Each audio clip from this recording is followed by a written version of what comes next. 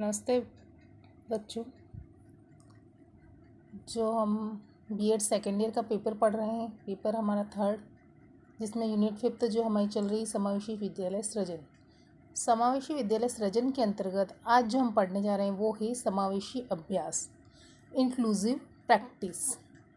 सबसे पहले हम ये देखते हैं कि समावेशी अभ्यास क्या है। जो समावेशी अभ्यास है वो है विशेष आवश्यकता वाले जो बालकों के समावेशन का स्वरूप एवं क्षेत्र का ज्ञान एक शिक्षक को पूर्ण रूप से होना चाहिए, जिसके लिए समावेशन के विभिन्न पक्षों का अभ्यास करना आवश्यक होता है, जिससे उसके सार्थक परिणाम दृष्टिगोचर होते हैं। क्योंकि समावेशित अधिगम में प्रत्येक छात्र को प्रत्यक्ष एवं अप्रत्यक्ष रूप से लाभ होता है।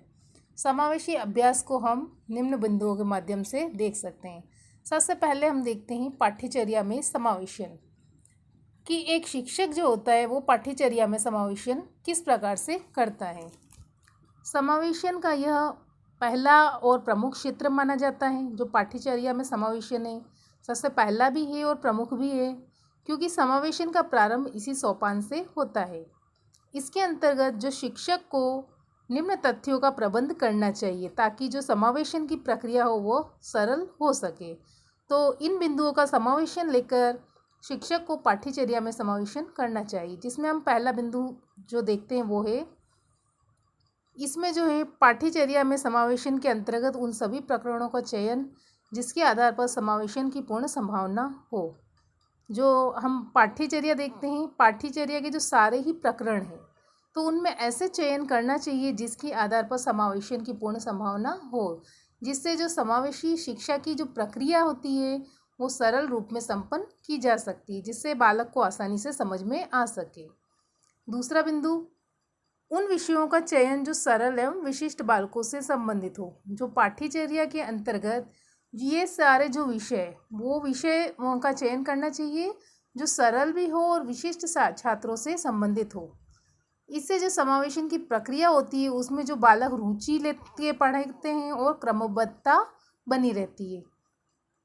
तीसरा बिंदु हम देखते हैं उन प्रकरणों का चयन जो एक दूसरे से संबंधित हो। जो पाठ्यचर्या के जो समस्त प्रकरण होते हैं वो एक दूसरे से संबंधित नहीं होते, इसलिए उन प्रकरणों का चयन करना चाहिए जो एक दूसरे से संबंधित हो, ताकि जो समावेशन की जो प्रक्रिया है उसमें किसी भी प्रकार की बाधा उत्पन्न नहीं हो। चौथा बिंदु हम लेते हैं पाठ्यचर्या के प्रकरण को क्रमबद्ध करना। जो पाठ्यचर्या को जो क्रमबद्ध रूप से जो समावेशित दृष्टि से तैयार किया जाना चाहिए। यदि ऐसा संभव नहीं हो तो शिक्षक द्वारा पाठ्यचर्या के प्रकरणों को अपनी आवश्यकता के अनुसार क्रमबद्ध करके समावेशित अधिगम की व्यवस्था करनी चाहिए।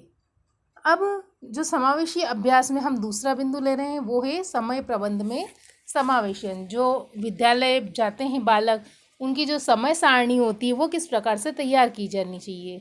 तो अधिगम के प्रबंधन में समय सारणी का भी महत्वपूर्ण स्थान होता है। सामान्य रूप से जो समय सारणी होती है वो उसका पालन किया जाना चाहिए, ताकि जो छात्र हैं वो समय से विद्यालय पहुंच सके और किस समय उन्हें कौन सा विषय पढ़ना है ये जान सके।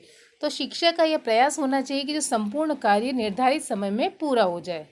अगर कार्य अपूर्ण रहता है या पूरा नहीं होता है तो उस समय शिक्षक को उस समय जो है विद्यालय में किसी भी कार्य को अधूरा नहीं छोड़ना चाहिए। इसमें जो समय प्रबंधन के समावेशन में हम पहले बिंदु की तरफ चलते हैं, वो है समय सारणी में समावेशित विषयों के लिए पूर्ण समय व्यवस्था। जो समावेशित अधिगम प्रक्रिया है उसके लिए जो समय सारणी में समावेशित विषयों के लिए पूर्ण समय की व्यवस्था करनी चाहिए, जिससे जो सारे ही प्रकरण हो, प्रत्येक जो प्रकरण हो वो निर्धारित समय में पूरे किए जा सकें। तो ऐसी समय सारणी की व्यवस्था करनी चाहिए। दूसरा बिंदु है संसाधनों के अनुसार समय की व्यवस्था।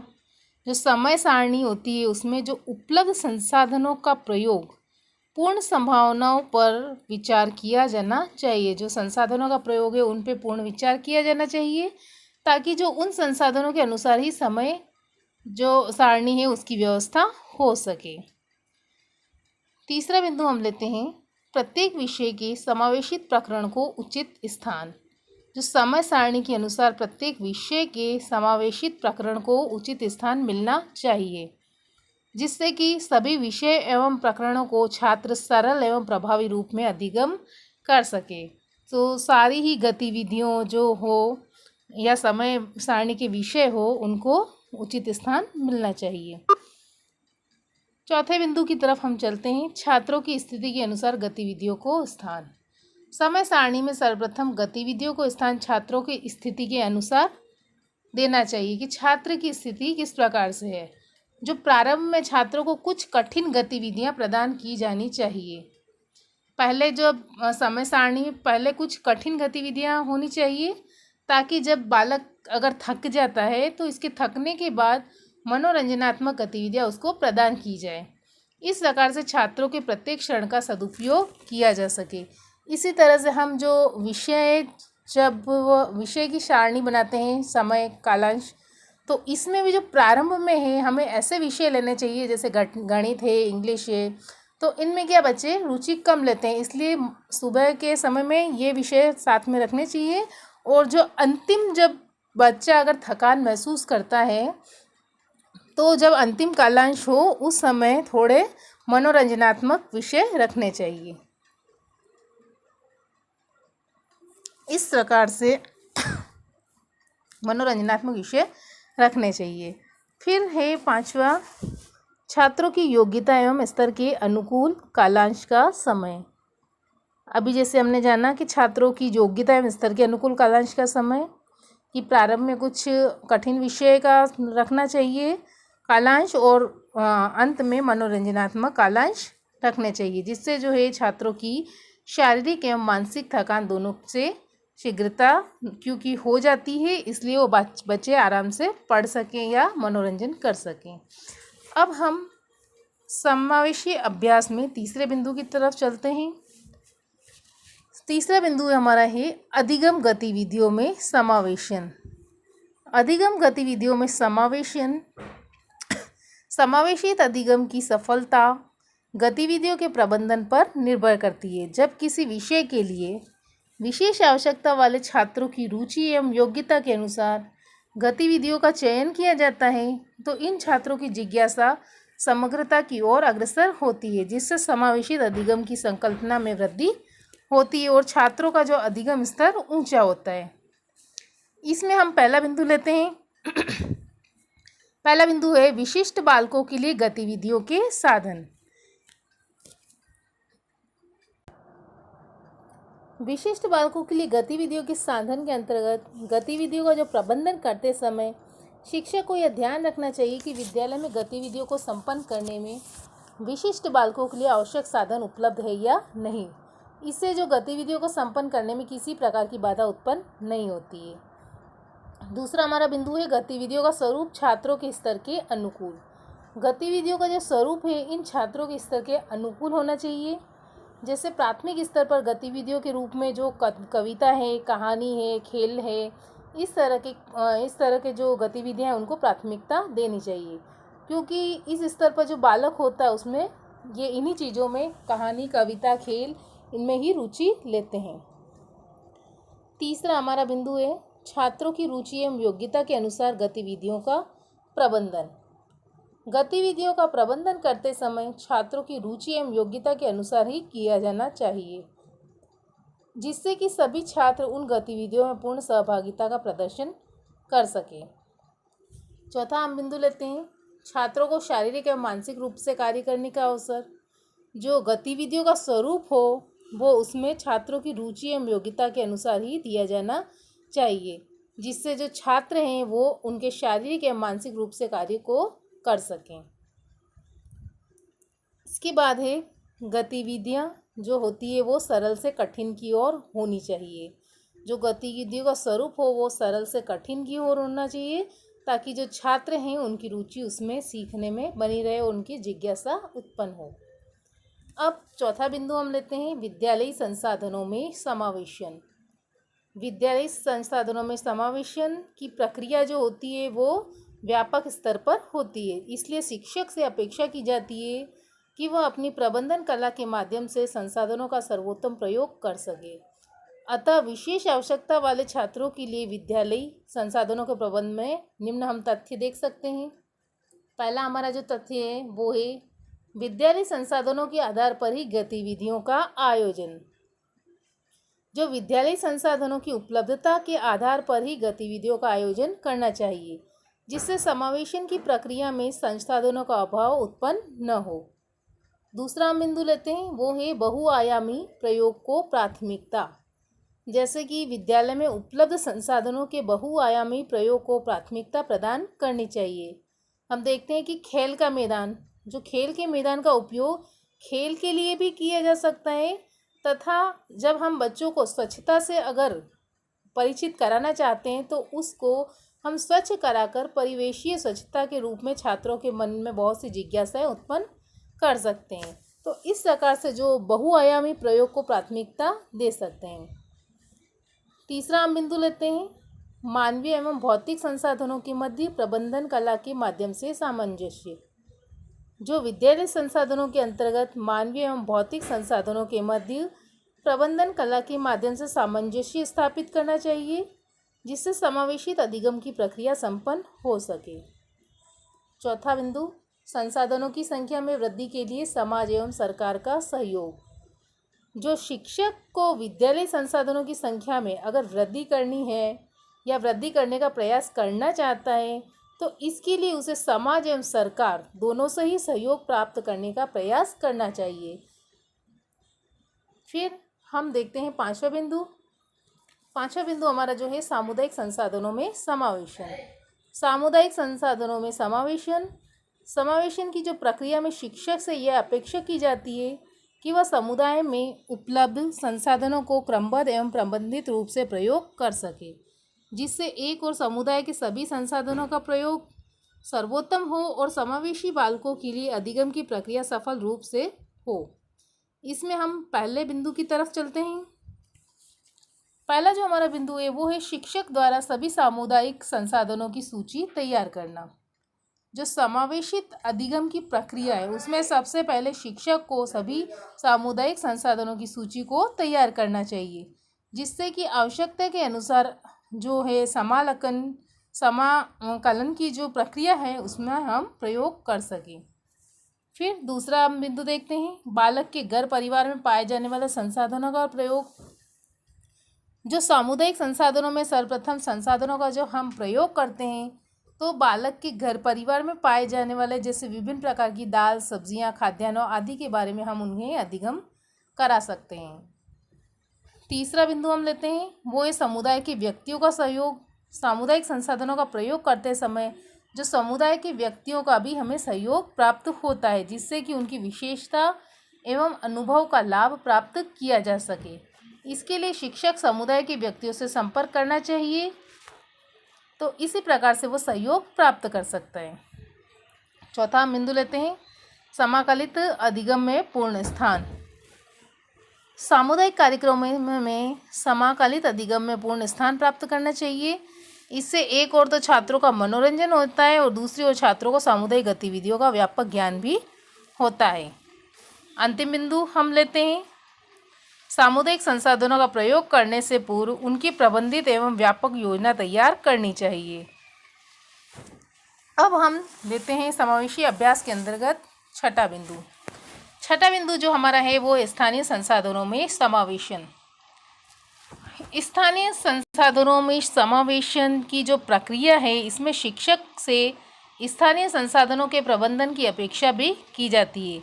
इसमें छात्रों के समक्ष इन संसाधनों के प्रयोग की स्थिति को स्पष्ट किया जा सकता है, जैसे कब छात्रों को क्षेत्र भ्रमण कराना है, कब छात्रों को डाकघर का भ्रमण कराना है।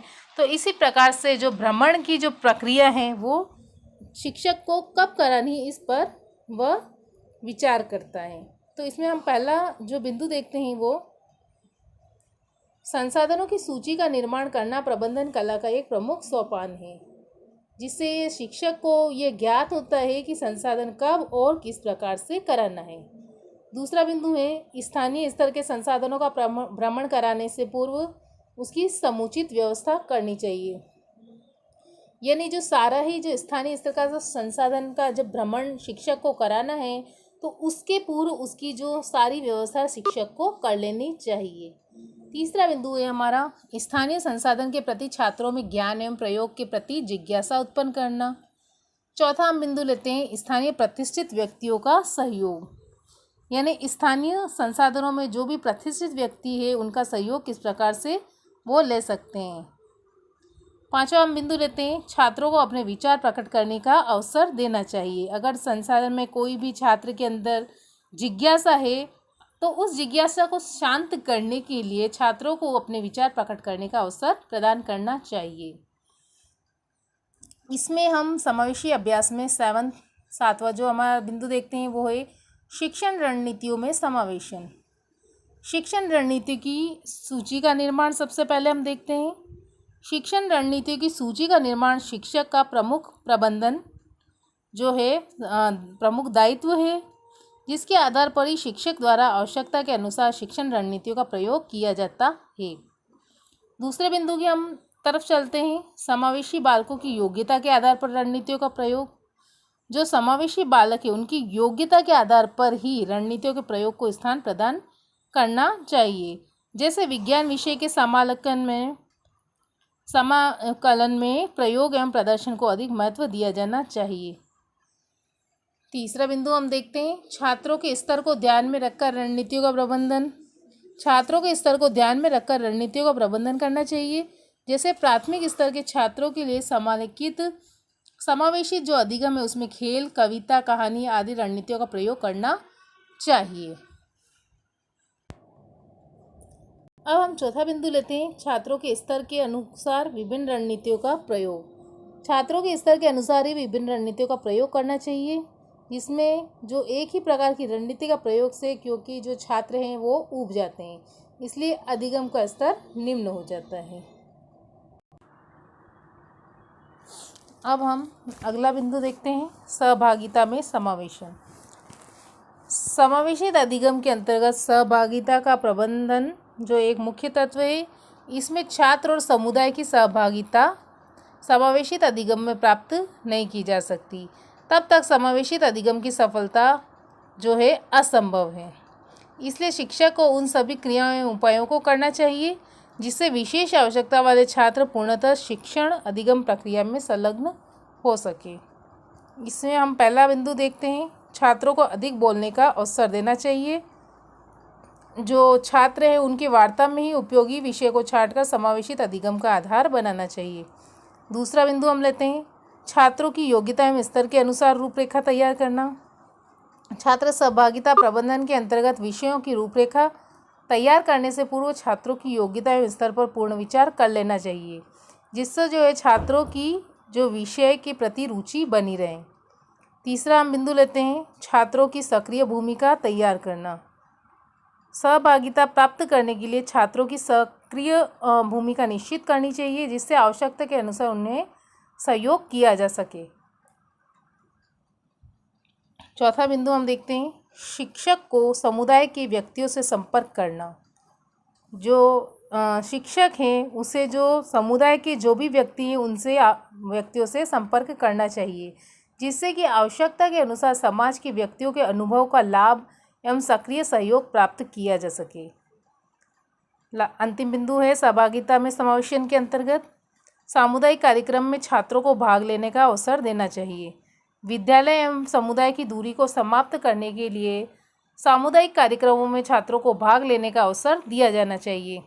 जहां विद्यालय के कार्यक्रम में समुदाय के व्यक्तियों को आमंत्रित किया जाना चाहिए, जिससे सहभागिता के अवसरों का विकास संभव हो सके। अब हम समावेशी अभ्यास के अंतर्गत 90 बिंदु की तरफ चलते हैं। शिक्षण सूत्र एवं सिद्धांतों में समावेशन। समावेशित अधिगम शिक्षण सूत्र एवं शिक्षण सिद्धांतों को व्यापक रूप से प्रयोग होता है। इसलिए एक शिक्षक से यह अपेक्षा की जाती है कि वह शिक्षण सूत्र एवं शिक्षण सिद्धांतों का प्रयोग करते समय समावेशी बालकों का ध्यान रखे। इससे एक और शिक्षण सिद्धांत एवं शिक्षण सूत्रों के लाभ एवं शिक्षक एवं छात्र दोनों को ही प्राप्त होंगे, वहीं दूसरी ओर समावेशित अधिगम की सफलता एवं प्रभावशीलता में वृद्धि होगी। शिक्षण सूत्र एवं सिद्धांतों में समावेशन के अंतर्गत पहला बिंदु हम देखते हैं समावेशित अधिगम जो है उसमें शिक्षण सूत्रों का प्रयोग सामान्य से विशिष्ट की ओर तथा सरल से कठिन की ओर होना चाहिए। दूसरा बिंदु हम देखते हैं, शिक्षण सूत्रों को बाल केंद्रित बनाने का प्रयास किया जाना चाहिए, जिससे कि जो सभी छात्रों की उनकी रुचि और शिक्षण सिद्धांतों का प्रयोग व्यापक रूप से हो सके। तीसरा बिंदु हम देखते हैं, विशिष्ट विषयों के चयन का क्रम सामान्य से विशिष्ट की ओर होना चाहिए।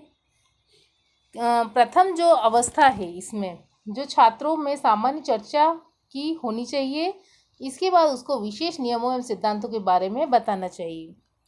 चौथा बिंदु हम देखते हैं, रुचि एवं क्रियाशीलता का सिद्धांत इसमें होना चाहिए। पांचवा बिंदु हम देखते हैं, इसका जो उपयोग है प्राथमिक स्तर पर मनोवैज्ञानिक सिद्धांतों के आधार पर होना चाहिए। अब इसका अंतिम जो हम बिंदु देखते हैं समावेशी अभ्यास के अंतर्गत, वो है मूल्यांकन प्रक्रिया में समावेशन। मूल्यांकन प्रक्रिया में समावेशन जो होता है, इसका भी सोपानों का जो है अनुसरण शिक्षक को करना पड़ता है।